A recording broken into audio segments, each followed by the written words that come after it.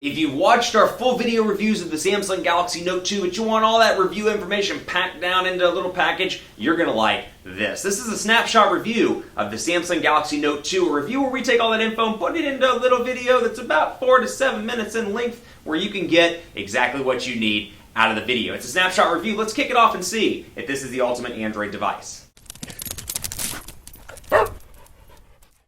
Time for a snapshot review of the Samsung Galaxy Note 2, which is available on 5 different carriers in the US. If you like this review style, thumbs it up on YouTube or on the site. If you don't like it, thumbs it down. This is not replacing typical reviews, but this is giving you a snapshot, a quick review process of some of your favorite devices on the market. Is the new model better than the last? That is a great question. The Samsung Galaxy Note 2 is a successor to the Galaxy Note, which launched on AT&T and much later T-Mobile in the US. The Galaxy Note 2 brings the Galaxy S3 design cues to the Note line, and it expands the availability to all those 5 carriers that I just mentioned, an instant win from an overall awareness standpoint. But despite that carrier-agnostic approach, a phone won't sell without a good formula of marketing, retail awareness, consumer interest, and just a combination of great stuff like that. And that is what makes the Note 2 substantially better than the original device. Yeah, while the Note 2 is the same product line as the original Note, it's best to think of this device as an entirely new iteration. Think of it as a revolutionary device as opposed to an evolutionary update.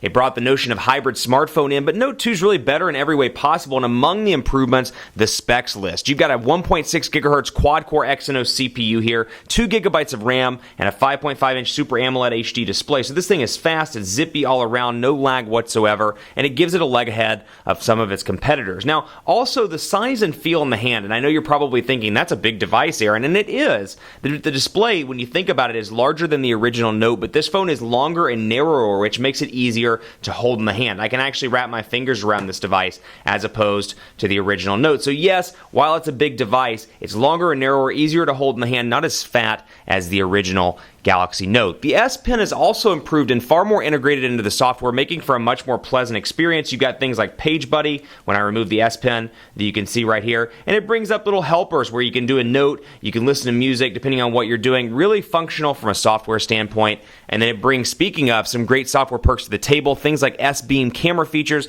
and a myriad of personalization options, really allows you to customize the device to your own. So you've got NFC, you've got S-Beam, like I said, you've got all this stuff out of the box as software goodies. If you want to use it, great. If you don't want to use it, you don't have to. The size of this phone places Galaxy Note 2 really into a category of its own, often called phablet or tablet phone, or whatever hybrid combination of words you want to put together to symbolize a tablet and a phone. That's where it is, and make no doubt about it, it's a big device. I mean, for comparison purposes, the Apple iPhone 5 fits entirely into the display of this phone. So, I mean, that's, it's a huge phone, and the overall look and feel resembles the Galaxy S3, though, and it offers a similar level of plastic. So you've got kind of a similar look and feel across the Galaxy brand of devices. As far as I'm concerned, Samsung's TouchWiz Nature UX is the best implementation of a user interface on Android. I mean, it's fast, it's fluid, it works well, and say what you will about the overall design, the way the colors look, you may love it, you may hate it, but honestly, it's fast, it's fluid, it works incredibly well with Android 4.1 Jelly Bean. You've got little to no lag, it's far less jumpy and flashy than HTC's Sense user interface, and the few times it does exhibit some flash and some pizzazz, if you will, the animations are pretty smooth and rarely result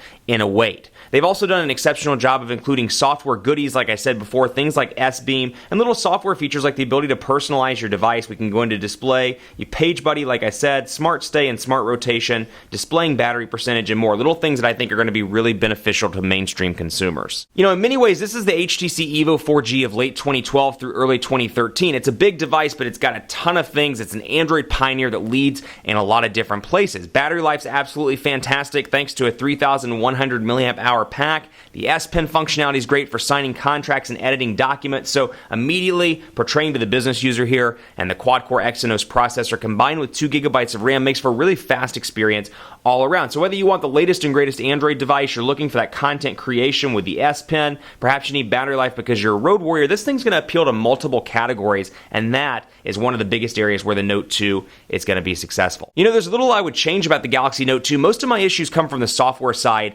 outside of the device itself. Samsung's Keys application, which is what you'll use if you need to back up your smartphone to your computer, is in desperate need of an overhaul. And I'd also like to see Samsung tighten up some of the ecosystem stuff. Media Hub, Music Hub, and then of course Chat On. They need to tighten it up where it's a better ecosystem, and really, people want to use that as opposed to Google Play or some of the other third-party alternatives on the market. The real verdict is this. Note 2 is one of the largest smartphones on the market right now, and that's going to be a deal breaker for some people. It's simply too big. Maybe it's hard to fit in the pocket or the purse, but looking past the size, there's a ton to like on this smartphone, and I have a feeling that consumers are going to be drawn to the individual features. Like I said, battery life, in which it leads, speed, network connectivity, 4G LTE across the board on most of the devices in the States, availability on multiple carriers, and content creation thanks to the S Pen, where you can draw on the screen. You can really make this device your own, take screenshots easily, and more. It's all about content creation, using it in business. It appeals to multiple demographics, and that's where I think a lot of people are going to look past the size and say, hey, it's a big device. But you know what? It's got a ton of features to make up for it, and I'm okay carrying it in my pocket. Keep it locked on PhoneDog.com for continuing coverage. If you like the Snapshot review process, let me know. PhoneDog_Aaron on Twitter, Facebook, Facebook.com/PhoneDog. Stay tuned for more coverage on the Note 2 and on a bunch of other devices as we go into the busy Q1 season in mobile. I'm Aaron from PhoneDog.com. We'll see you next time.